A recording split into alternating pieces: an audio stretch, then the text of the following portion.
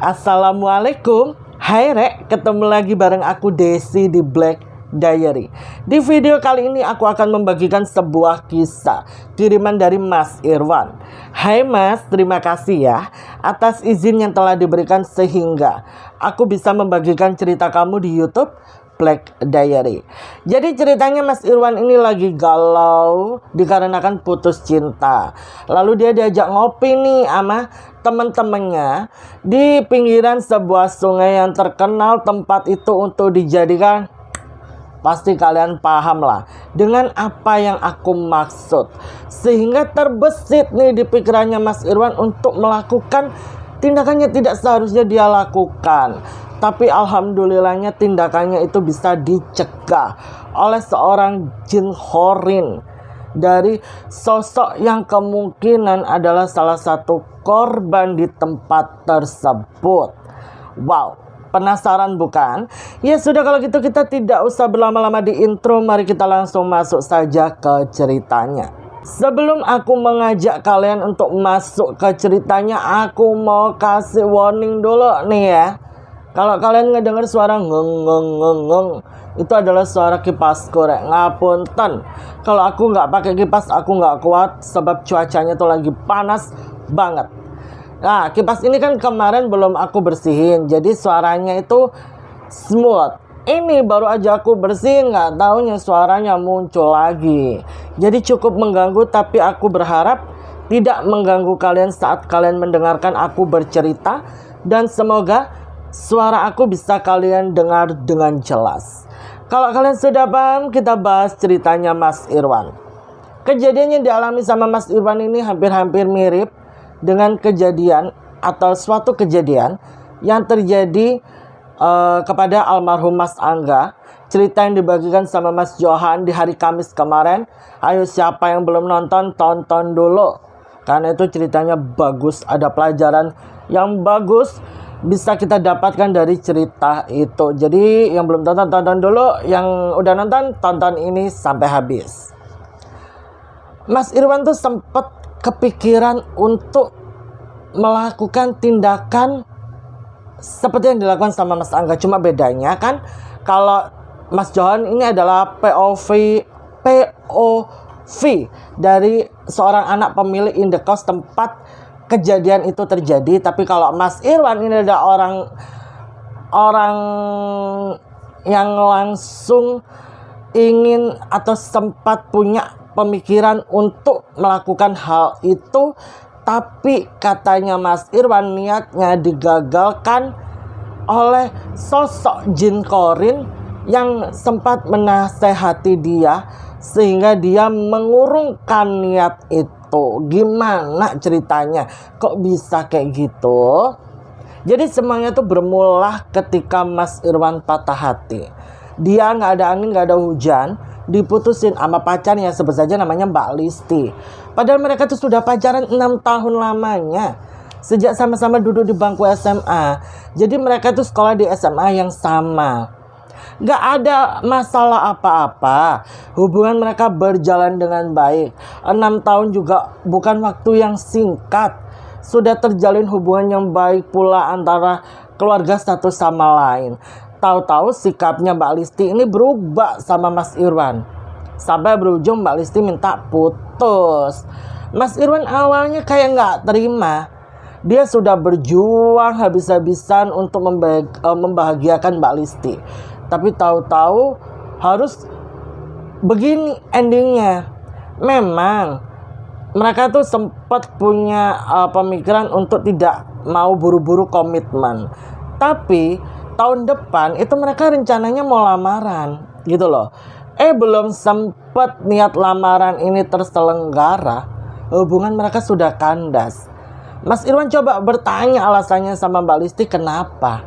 Tapi Mbak Listi itu selalu memberikan alasan yang gak masuk akal. Dia hanya minta untuk sendiri-sendiri dulu. Dia pengen punya waktu yang banyak buat dirinya sendiri. Dia ingin meniti karir. Padahal Mas Irwan tuh juga gak pernah overprotective loh sama Mbak Listi.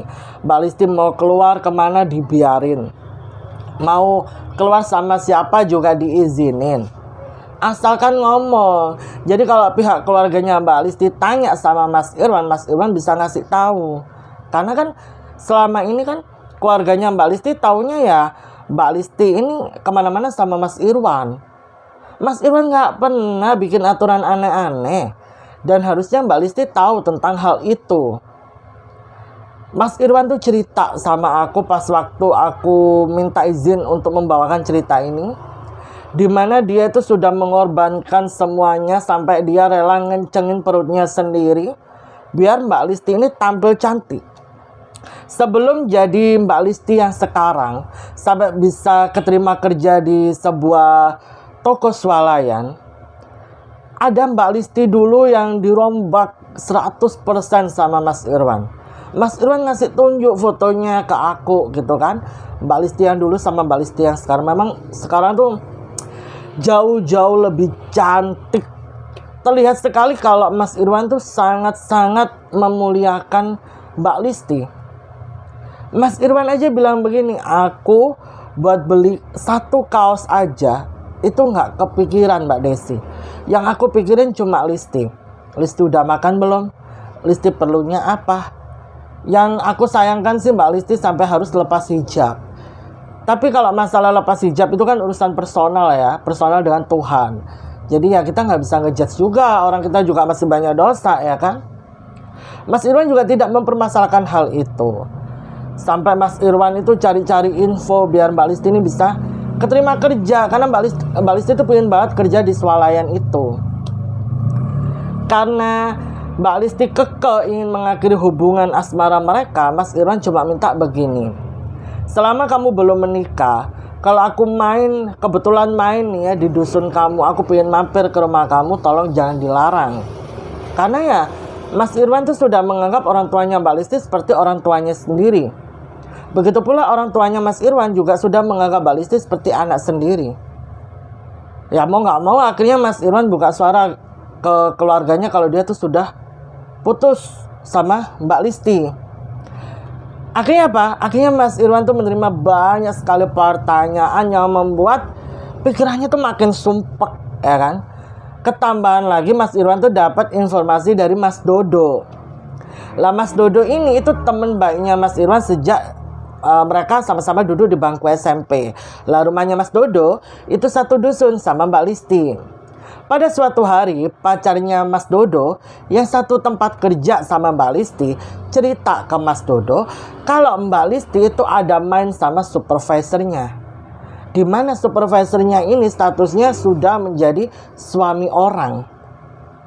Hal itu kaget, maksudnya Mas Dodo saat mendengar hal itu kaget tuh, kayak nggak percaya.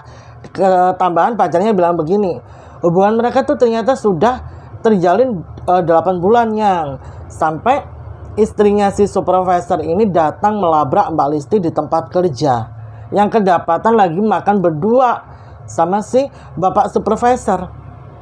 8 bulan ya. Kayaknya Mas Dodo kan bertanya-tanya, harusnya pada momen itu Listi sama Irwan belum putus. Iya, jadi di momen saat Mbak Listi mungkin baru menjalin hubungan sama si supervisor tersebut, Mbak Listi ini masih pacaran statusnya sama Mas Irwan. Jadi dalam tanda kutip, Mas Irwan tuh sudah diselingkuhi. Sebagai teman baik nih ya, Mas Dodo nggak bisa membiarkan berita itu tidak sampai ke telinganya Mas Irwan. Jadi dia putusin untuk mainlah ke rumahnya Mas Irwan. Dia ngobrol tuh di teras depan rumahnya Mas Irwan. Mas Irwan tuh sudah melihat ada gelagat yang aneh dari Mas Dodo. Awalnya Mas Dodo tuh terlihat gelisah. Dan Mas Dodo tuh memang berkali-kali pengen cerita, tapi kayak dia tuh mengurungkan niatnya. Hingga Mas Irwan memaksa, barulah Mas Dodo cerita tentang apa yang dia dengar dari pacarnya. Mendengar hal itu jujur Mas Irwan sebenarnya shock ya. Dia tidak menyangka kalau hubungan asmaranya sudah terjalin 6 tahun tersebut kandas karena orang ketiga. Ketambahan orang ketiga itu statusnya masih suami orang. Sampai dia itu bertanya-tanya, kurangnya aku apa? Apa aku masih ada kurangnya? Sampai dia berselingkuh dengan suami orang. Kalau ada kurangnya kan bisa diobrolin secara baik-baik. Ya toh, nggak perlu pakai mencari pelampiasan ke orang lain, apalagi ke suami orang. Dan itu secara nggak langsung merendahkan harga dirinya Mas Irwan. Mas Irwan yang sudah mati-matian memperjuangkan kebahagiaannya Mbak Listi, memberikan yang terbaik untuk Mbak Listi, tapi harus berakhir hubungannya karena diselingkuhi sama suami orang. Kenapa gitu loh. Terus di lain sisi Mas Irwan juga nggak terlalu gimana-gimana. Sebab Mas Irwan tuh punya prinsip begini. Seorang perempuan ketika sudah menjalin hubungan dengan laki-laki, tapi tahu-tahu gak ada angin, gak ada hujan, sikapnya berubah, itu pasti ada laki-laki lain yang sedang dia jaga perasaannya. Sehingga perempuan ini rela menyakiti perasaan laki-laki yang sudah bersama sama dia. Dan itu terlihat dari sikapnya Mbak Listi yang sudah berubah 180 derajat. Biasanya Mbak Listi kalau diajak malam mingguan itu selalu ready. Tapi akhir-akhir itu sering beralasan yang gak masuk akal. Mas Irwan gak pernah memaksakan. Mas Irwan pikirnya, oh ya mungkin Listi gak mau malam mingguan sama aku, dia mau malam mingguan sama teman-temannya. Kan dia udah kerja di swalayan, temennya udah makin banyak, dan dia pingin punya ruang sama teman-temannya. Mas Irwan gak pernah bikin masalah hanya karena gak keluar malam minggu. Mbak Listi mau kemana, ngabarin gak ngabarin juga dia gak pernah mempermasalahkan. Dia hanya bertanya. Tapi terkadang responnya Mbak Listi itu selalu marah. Dan itu terlihat mencurigakan, ya kan? Ketambahan ada informasi yang mengatakan kalau ternyata si supervisor ini sama istrinya tuh LDR. Istrinya lagi hamil, jadi mau gak mau harus pulang ke rumah orang tuanya. Karena jaga nih kalau lahiran tuh ada yang dampingi. Lalu si supervisor ini juga bukan asli orang situ. Dia rantauan. Dan karena istrinya pulang ke rumah orang tuanya, hamil anak pertama kan, otomatis si supervisor ini itu ngekos sendiri di situ. Dan setiap Mbak Listi nggak mau diajak keluar malam mingguan sama Mas Irwan, ternyata keluar malam mingguan sama si bapak supervisor tersebut. Wow. Padahal Mas Irwan tuh lagi gencar-gencarnya kerja, ngumpulin uang, biar tahun depannya itu mereka bisa nikah. Mas Irwan bisa memberikan mahar yang layak untuk Mbak Listi, tapi Allah beri petunjuk lewat jalan seperti ini. Dan Mas Irwan bersyukur. Cuma ya namanya hubungan 6 tahun kan gak sebentar ya. Jadi Mas Irwan tuh kadang teringat momen-momen saat mereka bareng. Terus hampir di setiap penjuru kota itu mereka habiskan waktu berdua. Setiap lewat di sana Mas Irwan selalu teringat. Dan itu lambat laun membuat Mas Irwan tuh kalut gitu loh. Dia jadi sedih, dia jadi nggak punya semangat. Sampai dia itu sempat mengambil uang tabungan yang rencananya mau buat nikahin Mbak Listi itu buat mabora-mabora bareng temennya. Memang nggak dihabisin semua. Cuman akhirnya peralihannya dia seperti itu. Tapi untungnya Mas Irwan tuh punya teman-teman yang baik banget. Dia diingetin, akhirnya dia stop lah mabora. Karena pas waktu dia pikir-pikir juga, ngapain sih harus kayak gini, kan bisa dengan cara yang lain. Sampai pada suatu ketika, salah satu temannya Mas Irwan itu hubungin Mas Irwan buat ngajak malam mingguan. Nah kebetulan tuh lagi malam minggu tuh. Mas Irwan awalnya males banget keluar rumah. Karena sejak putus dari Mbak Listi, stop mabora-mabora, dia tuh lebih sering menghabiskan waktunya di rumah. Jadi pulang kerja langsung pulang, masuk kamar main gitar, nonton film, ngegame. Jarang dia keluar, paling keluar beli rokok atau ngopi bentar deket rumah. Lah ini tiba-tiba in the gangnya ngajak nongkrong, sekalian mau bahas motor yang mau dimodif. Mas Irwan mau nolak juga, ini teman-teman baik-baik banget. Tapi kalau ikut juga dia lagi pikirannya kacau. Apalagi ini genap seminggu dia putus sama Mbak Listi. Belum Mas Irwan bilang iya atau enggak, temennya udah di depan. Jadi ada beberapa temennya tuh yang nyamper. Ya mau gak mau dia keluar lah nyamperin temennya. Itu sekitaran jam 5:30. Keluar dia. Dimana temennya tuh pada maksa, ayo lawan. Udahlah gak usah mikirin Listi, cewek masih banyak yang cantik, nanti kita cari di tongkrongan. Temennya bilang begitu, berusaha menghibur tuh. Ya udah deh, ya udah jam berapa? Ya nanti jam 7 lah. Paling mentok ya setengah 8 anak-anak udah kumpul. Kalau kamu nggak sabar, kamu berangkat dulu aja nggak apa-apa. Paling di sana udah ada anak-anak. Oh ya udah deh, deal nih ya, deal. Oke, di situ Mas Irwan punya sedikit waktu buat prepare. Dia izin dulu sama ibunya, sama bapaknya. Baru setelah itu dia mandi, karena dia belum mandi tuh sore. Mandi, dia ganti baju. Dia sempat ngecek ke handphone. Ternyata Mbak Listi belum membuka blokirannya. Karena semua sosial medianya Mas Irwan ini diblokir sama Mbak Listi, termasuk WhatsApp. Mas Irwan mau tanya kabarnya Mbak Listi ke orang tuanya Mbak Listi juga nggak enak. Apalagi ini udah malam ya, mungkin mereka lagi istirahat, lagi ngumpul, takut ganggu. Jadi ya udahlah, Mas Irwan akhirnya memutuskan untuk berangkat karena udah jam 7 juga. Dia berangkat, dia keluarin motor. Perjalanan menuju ke sungai ini, dia sedikit bengong, sampai berkali-kali dia diklakson sama kendaraannya ada di belakang dia. Mungkin dia terlihat nyetirnya kayak nggak fokus. Akhirnya dia berusaha untuk fokus sampai dia tibalah di tempat tongkrongan ini. Ini itu tempat tongkrongan yang biasanya didatengin sama anak-anak akamsi atau anak-anak asal situ, warga asli situ. Mereka suka nongkrong bareng di tempat tersebut karena memang lokasinya itu kan di pinggir sungai. Ada beberapa warung kopi yang buka di situ. Terus kalau malam minggu ini rame banget sama anak-anak Gen Z nongkrong di sana. Dan memang sudah pernah ada beberapa kejadian. Ada orang yang memutuskan untuk di sungai itu. Mungkin ada dari kalian yang notice ini tempatnya di mana, tolong di-keep untuk diri sendiri. Sampailah Mas Irwan di tempat itu. Dia langsung menuju ke warung kopi yang biasanya jadi tempat tongkrongan dia bareng teman-temannya. Ternyata belum ada yang datang. Feeling dia udah kuat. Alah, paling aku duluan nih yang datang. Beneran, dia duluan tuh yang datang. Akhirnya dia pesen kopi, sama sekalian dia beli rokok, karena kan rokoknya habis. Sambil nunggu kopinya jadi, dia tuh jalan-jalan sebentar tuh di pinggiran sungai. Dia ngelihat sungai ini aliran airnya lagi deres. Wah, lagi deres nih. Tiba-tiba terbesit menecangkamku ini gimana? Terbesit pemikiran untuk jegur. Dia di situ kayak, waduh, ojo. Dia berusaha melawan pikirannya sendiri. Sampai dia bingung. Dia itu bingung dewe loh sama dirinya sendiri. Loh, lah apa ya aku kok punya pemikiran seperti itu? Kok bisa aku seremeh itu? Masa goro-goro Listi ya aku sampai kayak gini.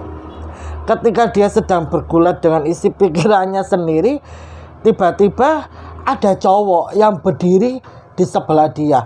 Gak tahu asalnya dari mana, munculnya dari mana, tahu-tahu jegegrek ono di situ aja.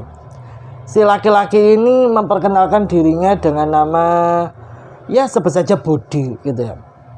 Awalnya si laki-laki ini tuh tanya, "Lapo Mas? Ngapain Mas di sini?" "Oh, gak Mas, lihatin air sungai ini loh lagi deres ternyata." "Iya Mas, lagi deres." Tapi di situ Mas Irwan itu sempat mencium ada aroma kayak aroma kapur barus ketambahan aroma air sungai. Kalau air sungai masuk akal lah, mungkin airnya lagi deres jadi aromanya kurang enak atau gimana. Tapi aroma kapur barus ini loh yang bikin Mas Irwan tuh bertanya-tanya. Pas Mas Irwan coba amatin gitu ya, ternyata sumber baunya tuh dari si laki-laki ini. Terus si laki-laki ini bilang begini, "Tapi ya jangan aneh-aneh loh Mas. Kasihan orang tua di rumah. Kasihan keluarga yang nunggu." "Oh nggih Mas, aman," gituin sama Mas Irwan. Si laki-laki ini yang malah ngajak Mas Irwan kenalan lebih dulu. "Kenalan Mas, aku Budi." "Oh, kula Irwan Mas." Akhirnya kenalan tuh mereka. Di situ Mas Irwan megang tangan laki-laki ini tuh dingin sekali. "Loh Mas, katuen toh," digituin sama Mas Irwan.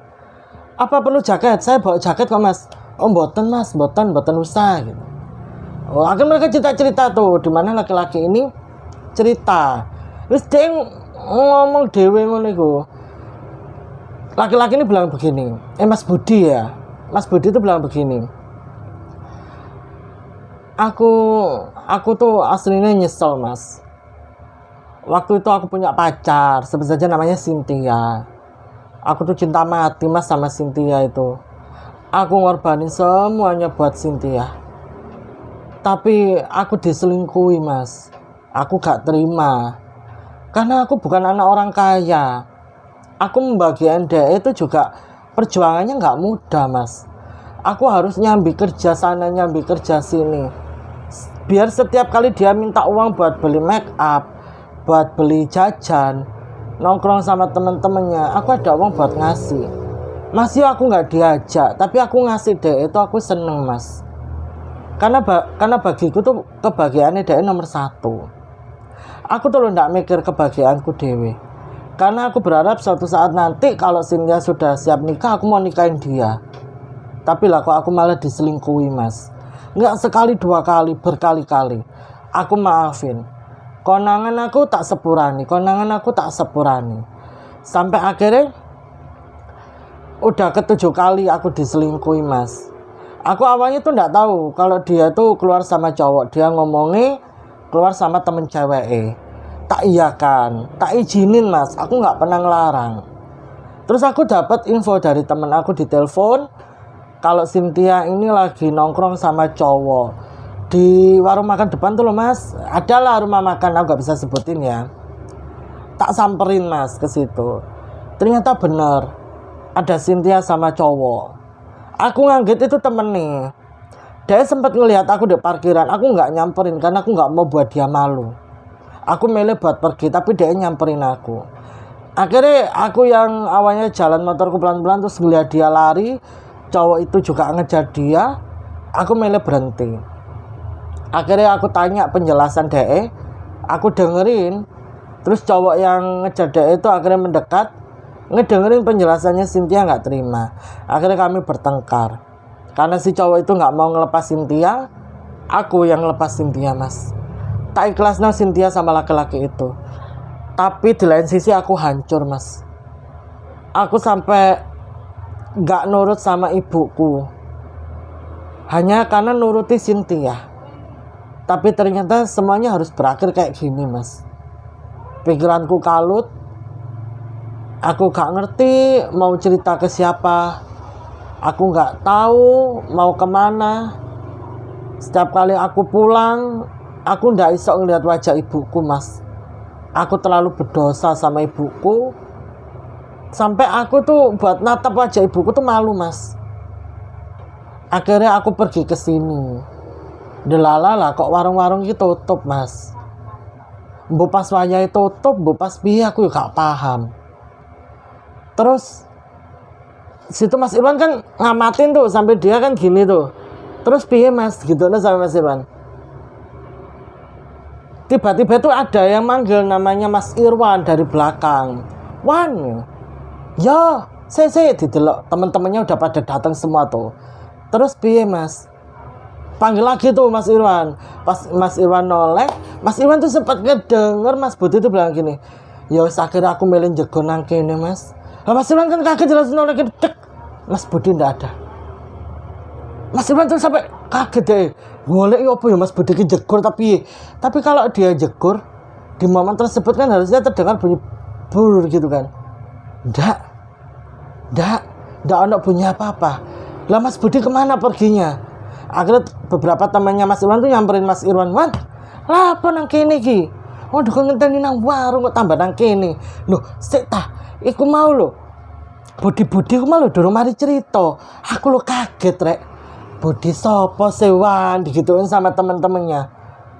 Loh, apa ya, Kak? Kalian ini enggak lihat tah? Kalau aku tuh tadi berdiri sama cowok lah. Itu cowok itu namanya Budi. Tapi ya mbak Budi ini kenang dia. Kok hilang? Digituin sama Sirwan. Wan, kamu tuh lo dari tadi lo berdiri sendiri di sini. Enggak ono orang lain selain kamu. Kok iso kamu ngomong berdiri sama orang? Lah berarti kamu tadi ngobrol sama siapa? Embo ya. Aku kat mau ambek sapa ya? Mas Irwan tuh malah bertanya-tanya. Wes Wan, pikiranmu ini belara itu apa ya? Ngeladrah kemana-mana. Wes ayo warung kopi. Akhirnya Mas Irwan digeret sama teman-temannya ke warung kopi, sampai dia itu celinguk nyari Mas Budi. Kak ono ya rek ya, wong iki mau ya. Tapi temenan lho rek. Berkali-kali Mas Irwan tuh bilang gitu ke temennya. Akhirnya teman-temannya penasaran toh. Mereka pada tanya semuanya, termasuk penjaga warung ini. No pecah. Itu loh Irwan loh, dadak omongan aneh. Akhirnya sama Mas Irwan ceritain kan. Ngene. Barulah di situ si warung penjaga kopi ini bilang begini. Ya apa Wan, ciri-cirine Wan? Ngene mas, ciri-ciri ini kayak ngene, areke sakmene dhuwure, rambutnya ngene, kelambine ngene. Terus penjaga kopi ini bilang begini. Beberapa hari yang lalu itu ada cowok jegur ndek kali kui, bilang gitu. Ciri-cirinya persis banget Wan, sama sebut no. Lu mosok mas? Iya, dorong ditemokno lho awake nganti saiki gitu. Badannya tuh belum ditemukan sampai sekarang. Pas waktu Mas Irwan cerita. Mosok ngena ta mas? Iya, omahe iku tekan desa iki. Lho ngena mas? Iya. Wan, kowe ngena ta, Wan? Loh, ngena. Aku iki lho gak mimpi, aku iki lho sadar gitu sama Mas Irwan. Lah kok aneh ya, Wan? Loh, mbuh, tiba-tiba tuh semuanya tuh merinding sebadan-badan. Terus tiba-tiba ada suara burung dares. Ngek. Waduh, iki malam minggu kok kayak malam Jumat kliwon, kata salah satu temannya Mas Irwan. Boh, Irwan ki lho aneh-aneh. Malam minggu malah cerita horor. Loh, sen cerita horor iki sapa gitu sampean. Aku iki lho rumangsani dhewe. Aku ini nggak ngarang lho, rek. Aku ndak mimpi, aku ndak halu. Aku lho omong-omongan. Tapi Wan, penjaga warung nih, kronologi mbok critakno iki titik akeh bener lho Wan, karo kesaksian keluarga nih. Pas waktu ditakoni karo bapak polisi. Mosok Mas? Iya Wan. Podo koyo sengkok critakno iku. Padahal Mas Irwan tuh nggak pernah ngikutin berita, dia nggak pernah dengar kabar, karena ya beberapa hari itu dia sumpek mekeno Mbak Listi, ya. Jadi dia gak denger tuh kabar viral opo, dia gak tahu. Pas waktu dia denger kesaksian dari penjaga warung tentang cowok itu yang kemungkinan sama nih ya, wallahu alam, Mas Irwan di situ sedih, dia kayak, alhamdulillah aku dikai pengiling itu pengingat. Kan si sosok itu bilang jangan dituruti, pikiran itu jangan diturutin, mikir keluarga yang di rumah. Putus cinta ya putus cinta, tapi jangan mengorbankan diri sendiri dan keluarga. Akhirnya dia eling orang tuanya yang di rumah, saudaranya di rumah. Kalau dia sampai nekat tadi jegur, piye perasaan keluarga nih, perasaan orang tuanya terkhusus ibunya. Masih anak cowok banyak ya, dia kan anak keempat dari 5 bersaudara. Dia punya kakak cowok 2, tapi dia itu anak cowok yang paling disayang sama ibunya. Jadi ya dia nggak bisa membayangkan betapa sedihnya hati ibunya kalau sampai dia nekat menuruti pikirannya buat jegur dek kali itu.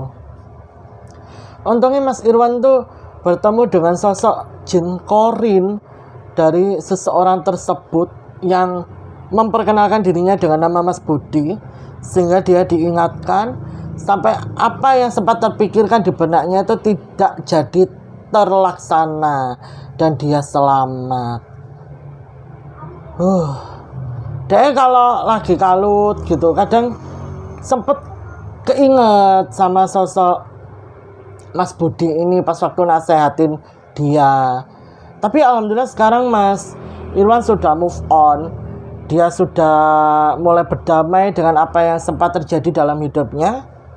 Dia tidak mau buru-buru membuka hati, karena dia juga ingin meniti karirnya, ingin membahagiakan orang tuanya terlebih dahulu, sampai nanti waktu mempertemukan dia dengan perempuan yang benar-benar mencintai dia dan menghargai perjuangannya, sehingga dia tidak mengalami sakit hati seperti kemarin. Amin amin ya rabbal alamin. Kita doakan ya, semoga nanti Mas Irwan bertemu dengan seorang perempuan yang hatinya tulus mencintai Mas Irwan tanpa ada maksud apapun. Ini bagus Mas Irwan, artinya kita itu masih dikelilingi dengan hal-hal yang baik. Tapi ancen bener loh rek, selama kita berbuat baik, kita akan dikelilingi dengan hal-hal baik. Ketika kita ingin melakukan sesuatu yang tidak seharusnya kita lakukan, kalau kita baik nih ya, kita pasti ada aja yang ngingetin ojo. Setuju nggak? Termasuk Mas Irwan ini, karena Mas Irwan orangnya baik. Jadi pengingat dari Allah itu caranya kan bermacam-macam ya. Sampai Mas Irwan itu dipertemukan dengan sosok jin korin ini yang mengingatkan dia, sehingga dia tidak melakukan hal itu. Bagus. Tapi ya mbok njaluk tolong loh ya rek ya. Kalau masalah putus cinta itu jangan sampai punya pemikiran buat kayak gitulah. Ya. Putus cinta itu bukan akhir dari segalanya. Mencintai seseorang itu dengan cara yang wajar-wajar saja. Sebelum kita mencintai orang lain, kita cintai dulu diri kita. Jangan sampai kita mengorbankan kebahagiaan kita untuk membahagiakan orang lain. Jangan. Karena yang menemani diri kita sehari-hari itu ya diri kita sendiri, ya, bukan orang lain. Saat kita susah, belum tentu orang lain mau nemenin kita. Siapa yang nemenin kita? Ya diri kita sendiri. Cintai saja sewajarnya. Mestilah rek, jodoh itu nggak akan kemana, ya. Berdoa saja sama Allah, minta jodoh yang terbaik. Kalau memang tidak dipertemukan dengan yang kemarin, ya mungkin suatu hari nanti akan dipertemukan dengan yang lebih baik. Tapi ojo kaya ngono, ojo jegur-jegur nang kali gawe opo. Pecel seenak, gado-gado sik legit, bakso sik leko, rujak cingur lo sik mantep rek. Ayolah, daripada move on kalian dipakai buat hal-hal yang tidak berguna, coba alihkan untuk lebih bersemangat lagi dalam meniti karir, ngumpulin uang, memperbaiki diri, ya kan, menaikkan value dalam diri. Angele cangkemku lek ngomong. Ojo sampai gara-gara putus cinta terus kita menjadi orang yang bodoh, malah dikeploi rek, ya. Ayo kita rubah mindset kita. Kita harus jadi orang yang bisa berpikir panjang, bisa berpikir ke depannya. Ojo satu langkah langsung 10 langkah. Mending kalian pakai buat healing, ya kan? Buat menikmati makanan yang kalian sukai. Pelan-pelan itu akan bisa kalian lupakan kok. Memang awal-awal tuh kita masih terasa sakitnya, tapi seiring berjalannya waktu, mestilah tak jamin iso move on. Mestilah, gak mungkin gak iso. Terus coba jalin hubungan dengan orang baru, maksudnya dalam artian tuh bukan langsung pacaran, cari teman baru, syukur-syukur yang sefrekuensi. Tapi saranku ya, kalau kalian belum move on, jangan membuka hati untuk orang baru ya. Jangan cari pelarian. Gak enak, kok akhirnya kalian terjebak sendiri. Misalnya percaya aku tahu kok wisan. Nah, aku tadi curhat ya rek ya. Wes ngono ae lah. Tapi untuk Mas Irwan keren banget ya. Dan aku berharap Mas Irwan tidak mempunyai pemikiran seperti itu lagi ya Mas Irwan. Kalau lagi patah hati, wes mending digawe turu ae wis. Turu ta healing tamangan wis karepmu. Pokoke aja jegur kali meneh ya Mas Irwan ya. Terima kasih banyak ya Mas Irwan untuk izinnya telah diberikan. Sehingga dari cerita kamu ini aku bisa membagikan pelajaran positif ya, lagi dan lagi kita mendapatkan pesan-pesan positif dari cerita yang dibagikan oleh narasumber lewat video di YouTube Black Diary. Buat kalian yang mau kirim cerita, bisa banget kirim aja cerita kalian entah melalui DM Instagram atau email di diaryblack01@gmail.com. Informasinya aku sertakan di kolom deskripsi. Sekian dulu untuk cerita hari ini. Buat kalian yang belum support aku, klik tombol subscribe yang ada di bawah ya. Terus biar nggak ketinggalan ketika aku upload video, jangan lupa nyalakan lonceng notifikasi. Lalu tulis komen kalian di kolom komentar, sapa aku, doakan aku ya, karena sapaan dan doa kalian adalah semangat buat aku untuk terus upload video di YouTube Black Diary. Terus jangan lupa like video aku, lalu share sebanyak-banyaknya biar yang lain juga ikutan nonton. Aku Desi pamit undur diri dulu, sampai bertemu di video selanjutnya. Assalamualaikum warahmatullahi wabarakatuh. Bye-bye.